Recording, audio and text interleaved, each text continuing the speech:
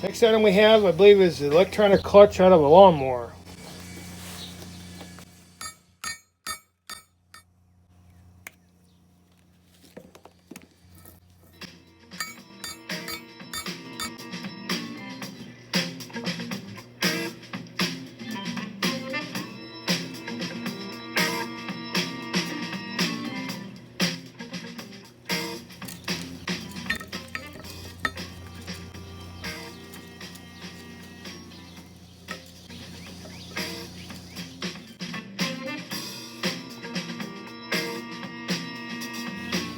Alright, here's what we recovered from the electronic clutch device off of a lawnmower. Got a small piece of insulated wire, about 1.5 pounds of steel, about 2 pounds of copper,